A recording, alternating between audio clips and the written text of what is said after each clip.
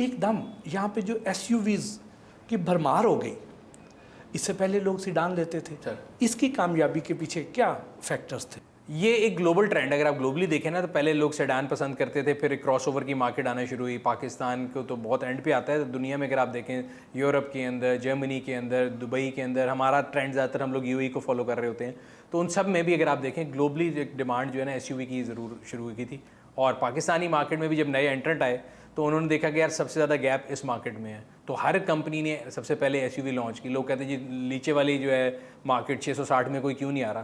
तो मैं हमेशा समझाता हूँ कि ये कंपनियाँ एनजीओज़ नहीं हैं, उनको प्रॉफिट बनाना है। उनको जहाँ ज़्यादा डिमांड नज़र आएगी, जहाँ प्रॉफिटेबिलिटी ज़्यादा होगी, जहाँ कंज्यूमर के पास बाइंग पावर ज़्यादा होगी, वो वहाँ पे लॉन्च करेंगे। और सब ने इसीलिए आप देखें तो क्रॉस ओवर मार्केट को हिट किया सबने। पाकिस्तान में इस पूरे खित्ते की निस्बत सबसे ज़्यादा महंगी गाड़ियाँ क्यों हैं?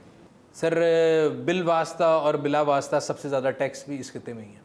सो अगर आप आज गाड़ी पाकिस्तान में बना रहे हैं, जो सीकेडी गाड़ियाँ जिनको बनाते हैं, हम कंपनियों को बड़ा बुरा भला कहते हैं, तो आज 100 रुपये की गाड़ी में 52 रुपये टैक्स है। तो 52% of every car is tax अगर वो लोकल बनती है। अगर इंपोर्ट होती है तो 432% ड्यूटी। ये जो आप और मैं लग्जरी गाड़ियाँ देख रहे हैं पाकिस्तान में, मैं तो कहता हूँ सलूट है इन लोगों को जो ले रहे हैं। अगर दुनिया में देखें तो इसकी कॉस्ट 1/5 है, महंगी तरीन गाड़ियाँ हैं। तो tax is the biggest thing I guess, जिसकी वजह से अगर आपको गाड़ियाँ महंगी लगती हैं। पिछले कुछ अरसे में गाड़ियों की जो सेल है वो बढ़ी है या ड्रॉप हुई है? न्यू कार की जो प्रोडक्शन है वो भी नीचे गई है, सेल भी नीचे गई है। सो अगर हम अपनी जो इकोनॉमिक ग्रोथ देखते आ रहे हैं, 2016 में पहली कॉम्प्रिहेंसिव ऑटो पॉलिसी आई थी, तब पाकिस्तान साल की तकरीबन 1,50,000 गाड़ियाँ बनाता था। वो 18, 19, 20 में फिगर तकरीबन 2.5 लाख के करीब गया पीक पे। और हम अगर कोरोना ना आता और जो एक्सपेक्टेशन थी कि ये 4 से 5 लाख पे जाएगा 14 ऑटो मैन्युफैक्चर के साथ, लेकिन अनफॉर्चुनेटली अभी भी आप 1.5 लाख के फिगर पे खड़े हैं। यानी 3 ऑटो मैन्युफैक्चरर भी 1.5 लाख बना रहे थे और 13 भी 1.5 लाख बना रहे हैं। सो केक का स्लाइस जो है ना वो छोटा हो गया, केक उतना ही है। अब वो डिवीज़न 13 कंपनियों में हो रही है और उसकी सबसे बड़ी वजह इकोनॉमिक डाउन टर्न है पाकिस्तान का। ये जो इम्पोर्टेड गाड़ियाँ आती हैं पाकिस्तान पे, जिस पे आपने बताया कि 432% टैक्स हम लगा देते हैं, अगर इतना टैक्स ना लगाया जाए तो क्या इससे हमारे जो 14 मैन्युफैक्चरर्स हैं इनको हेल्दी कंपटीशन का सामना नहीं करना पड़ेगा और ये अपनी गाड़ी की कीमतें रैशनलाइज नहीं कर देंगे और आम कंज्यूमर को उसका फ़ायदा नहीं होगा? बट साहब, ये वो आर्गूमेंट है जिसकी वजह से जो पाकिस्तान की इंडस्ट्री आज तक ग्रो नहीं की। अगर आप 90s में कंपेयर करें, हमारा जो हमसाया मुल्क है, हम कीमतें उनसे बहुत ज़्यादा कंपेयर करते हैं, तो उनके पास बहुत छोटी छोटी गाड़ियाँ थी, हमारे पास बड़ी बड़ी गाड़ियाँ थी। कभी BMWs आ रही हैं रेडको के थ्रू, तो कभी शाहनवाज के थ्रू मर्सिडीज़ आ रही हैं। उनके पास सिर्फ वो एक ही गाड़ी होती थी, छोटी सी साबुनदानी टाइप थी। ठीक है, उन्होंने क्या किया, उन्होंने अपनी इकोनॉमी को क्लोज़ कर दिया। उन्होंने कहा जिसने आना है वो इधर बनाएगा वरना नहीं बनाएगा। ठीक है, इकोनॉमिक टर्म है कि आप अपनी इकोनॉमी को क्लोज़ कर देते हैं। हमने क्या किया, हमने कहा जी हमने ऑटो मैन्युफैक्चरर को धमकी देनी है, हम 10 साल की इंपोर्ट खोल देंगे। फलाना आया, उसको रेफरेंडम में वोट चाहिए, उसने कहा जी 15 साल की खोल दो। कोई कहता 3 साल की, कोई 4 साल की।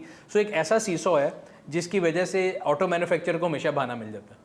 वो अंग्रेजी में कहते हैं इन्फेंट इंडस्ट्री आर्गूमेंट। ये ऐसा इन्फेंट है जो कभी बड़ा नहीं हुआ। रीज़न वो कहते हैं जी आपने हमारे लिए कभी पॉलिसी सेम रखी नहीं।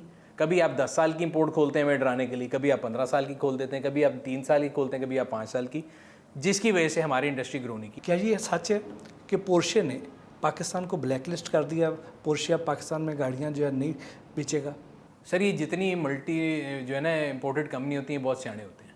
सो पोर्श जब पाकिस्तान में परफॉर्म कर रहा था तब उन्होंने कहा जी हमारा है। जब वो हालात ख़राब हुए, जब उनको लोगों ने ईमेल लिखी, उन्होंने कहा हम तो पहचानते नहीं है कौन है।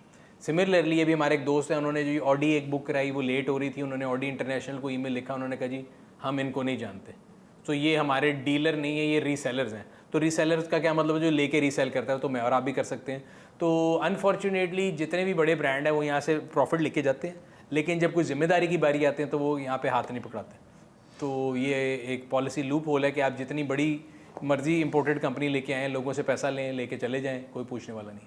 पाकिस्तान में हमें जगह जगह पे, हर सड़क पे इतनी इतनी बड़ी गाड़ियाँ, लैंड क्रूजर, प्राडो ये नज़र आती हैं। इनको पाकिस्तान में क्यों नहीं बनाते जी? वॉल्यूम बहुत कम है सर। देखिए जो हमारे यहाँ वेल्थ है ना वो कंसनट्रेटेड है बहुत कम लोगों के हाथ में। सो जो पैसा है वो चंद हाथों में है, वॉल्यूम उतना ज़्यादा नहीं है। सो अगर लैंड क्रूज़र हम एग्जांपल बात कर लें, 6-7-8 करोड़ रुपए की लैंड क्रूज़र है, वो यहाँ पे अगर बनाने के लिए नंबर्स जितने चाहिए होंगे उतने लोग नहीं लेने वाले। बहुत लिमिटेड लोग हैं, वो इंपोर्ट कर लेते हैं, उनको 400% ड्यूटी भी कुछ नहीं कहती। तो इस वजह से मेरा नहीं ख्याल कि हमारे यहाँ पे ऐसे नंबर्स मौजूद हैं जिससे आप प्रोडक्शन उतनी जस्टिफाई कर सकें। एक आम आदमी की पहुंच में कौन सी गाड़ी है जी? आम आदमी की पहुंच में नई गाड़ी तो कोई नहीं है, क्योंकि एक नौकरी पेशा आदमी आज 660 सीसी गाड़ी जो है 30 लाख की वो भी नहीं ले सकता।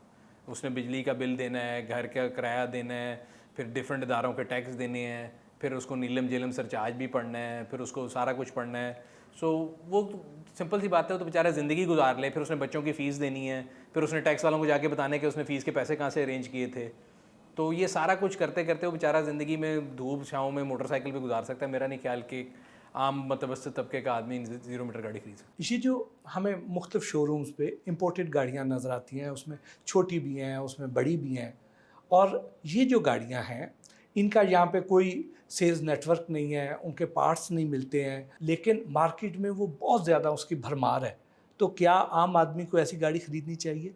सर एंट्री लेवल पे तो मैं बड़ा सख्त खिलाफ हूँ कि जो 660 सीसी लोग इंपोर्टेड लेते हैं। उसकी रीज़न ये है कि वो ज़्यादातर एक्सीडेंटेड आती हैं, फिर जब आप यहाँ पे लेते हैं तो उसमें एयरबैग नहीं खुलता, फिर बाद में लोग रोते हैं कि जी महंगी होगी, ये हो गया वो हो गया। पाकिस्तान में जो गाड़ियाँ बन रही हैं उनमें जो बेयर मिनिमम आपको चाहिए ऑप्शन वो सारी मौजूद है, बट पार्ट्स की अवेलेबिलिटी का ये है कि एक ऑल्टरनेट नेटवर्क बन गया हुआ है, इंपोर्ट होता है, स्क्रैप में आता है, तो यूज़ पार्ट बहुत आ जाता है, तो वो अवेलेबिलिटी तो उस तरह से इशू नहीं है। बट फिर भी एंट्री लेवल में मैं हर एक को यही सजेस्ट करता हूँ कि जो मेड इन पाकिस्तान गाड़ी वो लेनी चाहिए। इलेक्ट्रिक गाड़ी का पाकिस्तान में मुस्तकबिल कैसा देखा? सर इलेक्ट्रिक गाड़ी का पाकिस्तान में मुस्तकबिल नारों वादों और कस्मों तक तो बहुत अच्छा है, वैसे कोई नहीं है। बिकॉज अगेन अभी हम इलेक्ट्रिक पॉलिसी की बात कर रहे थे या गाड़ियों की पॉलिसी की बात कर रहे थे। 2018 में आपने भी नारे सुने होंगे कि टोल भी फ्री होगा, रजिस्ट्रेशन भी फ्री होगी, सारा कुछ होगा। वो सारे नारे वादे ऐसे ही हैं जैसे इलेक्शन से पहले किए जाते हैं और बाद में फ़ोन नहीं उठाया जाता। तो आज ना कोई इलेक्ट्रिक गाड़ी की रजिस्ट्रेशन फ्री है, ना टोल फ्री है, ना चार्जिंग नेटवर्क है। चार्जिंग जहाँ पे है वहाँ पे भी रिलायबिलिटी नहीं है, रेट बहुत ज़्यादा है। ये वाहिद मुल्क है दुनिया का जहाँ पे आप एक्साइज में जब जाते हैं तो वो चार्ज जो गाड़ी जो इलेक्ट्रिक जिसमें इंजन नहीं होती वो आपको बताते हैं ये कितने सीसी पे कन्वर्ट होगी और वो आपसे उससे बहुत ज़्यादा फीस लेते हैं। तो ये सारी चीज़ें मिल के मेरा नहीं ख्याल, ये अमीरों के शौक़ है सर, टॉयज़ हैं। और अगर इलेक्ट्रिक रेवोल्यूशन आनी है तो वो 2 व्हीलर और 3 व्हीलर के थ्रू आएगी, वो 4 व्हील गाड़ियों से नहीं आ सकती।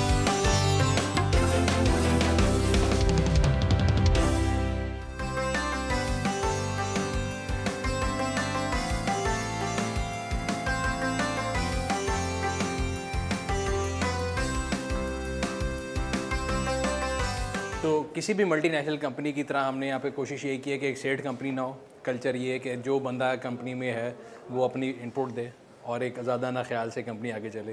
सो डिफरेंट आपको यहाँ पे जगह नजर आएंगी, मीटिंग रूम है, इस तरह HR है, फाइनेंस है, फिर हमारा अपना जो कॉल सेंटर है इन हाउस है। सो आप पार्क बीच पकड़ जाते हैं, आप गाड़ी का ऐड लगाते हैं, उसके अंदर डिफरेंट काम है जो आप करा सकते हैं। ये हमारा कॉल सेंटर है जहाँ पे डिफरेंट हमारे जो सेल्स एजेंट हैं वो डिफरेंट कामों के लिए आपको यहाँ पे कॉल कर रहे हैं, चेक कर रहे हैं। तो यहाँ पे एजेंट्स जो हैं 24/7 काम कर रहा है कॉल सेंटर पूरा, जिसमें आपकी इंस्पेक्शन सर्विस आ गई, आप लोगों की कोई भी हमारी सर्विसेज अगर जो है आप ले रहे हैं उसके लिए कॉल सेंटर जो है वो 24 घंटे चल रहा है यहाँ से। नहीं अल्हम्दुलिल्लाह हमारा सारा इन हाउस है, कोई भी चीज़ जो है बाहर से वो सोर्स नहीं की हुई।